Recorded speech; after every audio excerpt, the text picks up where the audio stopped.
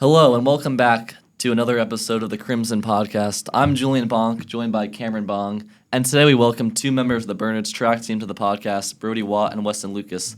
Thanks for joining us today, guys. Yeah, thank you for having us. Yeah, of course. So, to start, you both contributed to the opening distance medley relay team, which ran 10:32 to place first nationally at the time.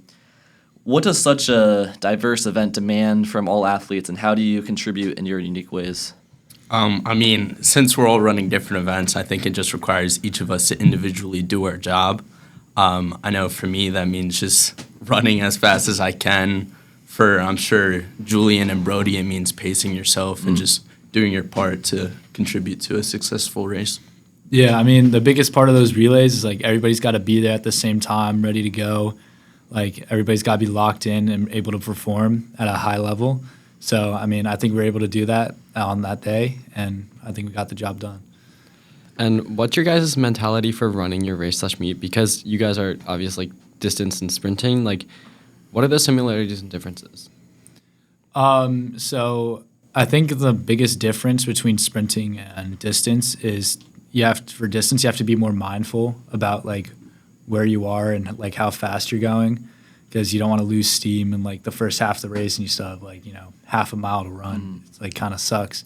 But I feel more with sprinting, it's kind of you saw obviously there's that pacing factor, but it's less needed. You can just go. Yeah, I think it also depends more on who you're racing against. You kind of go off of their pace because you're closer to the other racers when you're running a shorter distance, so you'll have to overtake them and then catch up. And I usually like to save a little kick for the end to meet up to the finish. Catch them if you go out too fast. Yeah. So you mentioned previously your guys' high ranking in this event nationally. Same thing it was for other events and relays so far this year.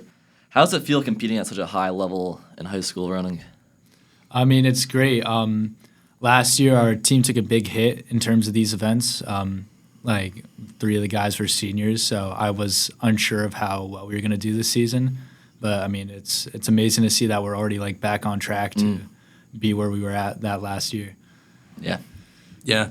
So, the races, they're important, and beating your own time, it makes it, important to you, but knowing that on a national scale that your times are significant, that you've made this progress with your team, it just makes the success more rewarding. Yeah, it almost feels like there's been a tradition at the school and a standard to uphold these past few years of being so highly ranked in the nation that it feels pretty normal at this time. Yeah. And because you guys are at such a high level, what kind of community do you guys have so that you have such good camaraderie and teamwork?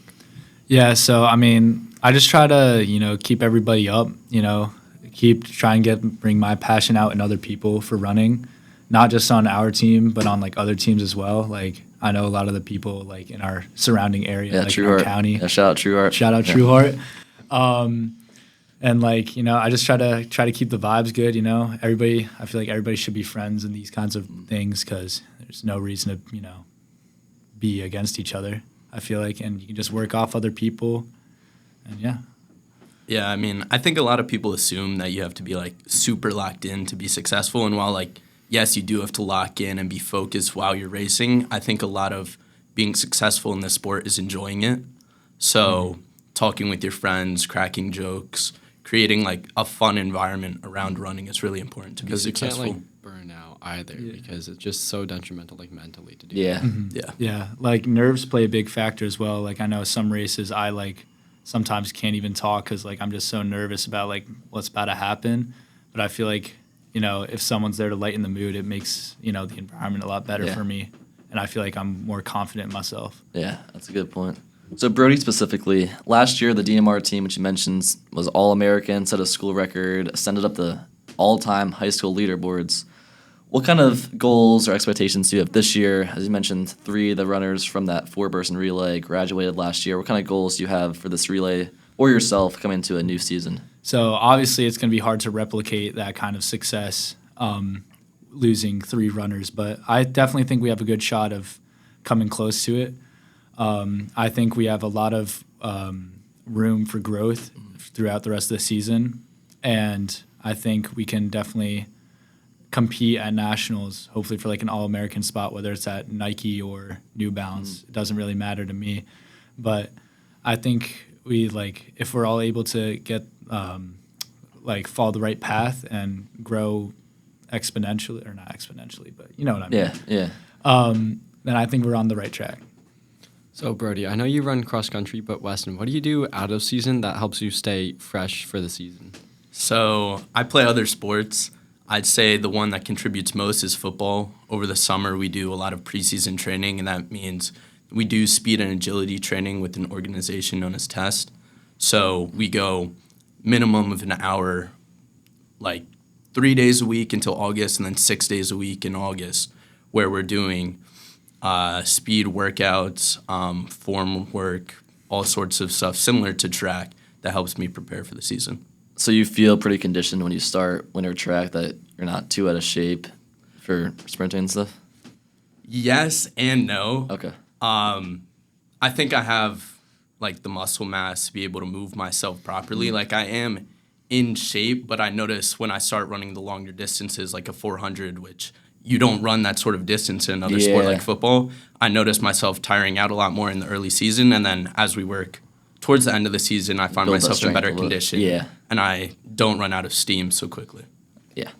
So for both of you, or as a team in general, with championship season coming pretty soon, a month or two, what kind of individual or team goals do you guys have for the rest of the season? And what do you think this team can accomplish as a whole in terms of state level or possibly the national level? Yeah, so I would say a goal of mine, like for team, would definitely be like the sectional championship.